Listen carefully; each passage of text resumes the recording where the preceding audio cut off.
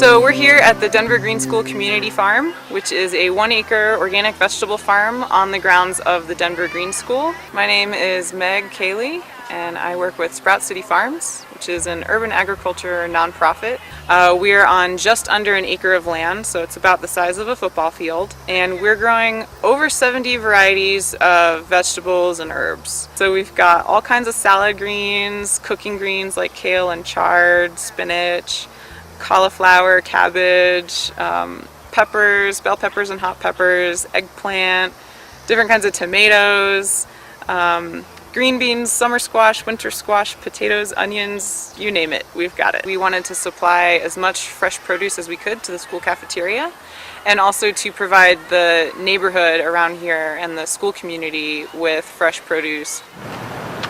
This is the first school of its kind in the district, a school dedicated to sustainability. And for us, part of that mission of founding a school like this was to be able to do things differently. There's no other school in the district or in the state that has its own farm, growing its own vegetables, and working and supplying the cafeteria. And so it's not only record-setting and history-making for the state of Colorado, we believe that it's connecting kids and improving their learning and their health. We knew that we wanted this farm and this garden to come to fruition. Running the school building itself and everything that was going into planning and making the school a reality didn't allow us the time to be able to do all that you see out here. So it's just been a really great partnership for us.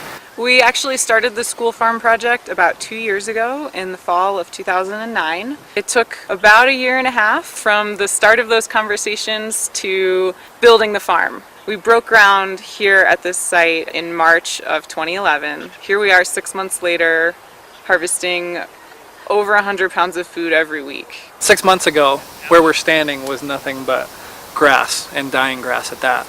So to have this space transformed into now a vibrant farm is just beyond our expectations. So it's been really amazing to watch what Sprout City Farms has been able to accomplish with such a little staff. I mean, 8,000 volunteer hours have gone into this place. And that is both on the ground physical labor and the time that our board of directors puts in to running our organization and fundraising and all that good stuff that keeps us going.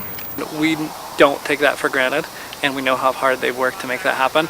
And we kind of share that same sense of hard work, that commitment to making a dream a reality. This whole farm came to be on just under $20,000. So we're on a shoestring budget and we're scrapping along, but we got veggies growing. I would like to take a guess at it. Nice on? Beyond the learning that's happening in the classroom, you have kids learning about what it takes to grow healthy organic vegetables, and then what that means to their overall health and well-being. We had third grade out here doing math lessons. They were counting, if we have 90 eggplant plants in a row and we have 3 rows, how many plants do we have? What is the estimate of how many eggplants, fruits, are growing on the plants? And, you know. So just to make this farm happen took about 6 months worth of paperwork and approval from everybody from the USDA and the health department to downtown and the district.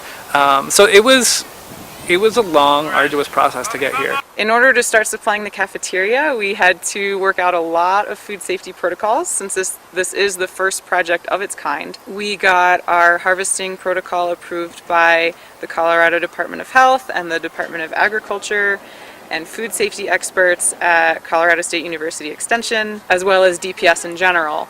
We feel like we have a very robust document now for growing food here at the farm, harvesting it, and delivering it to the cafeteria. It meets everybody's criteria and standards and is very strong from a health standpoint and a food safety standpoint. So this was a really momentous occasion, picking the food here at the farm and taking it into the school cafeteria, because it was the first time in the state of Colorado that much food was grown on school grounds to supply the school cafeteria.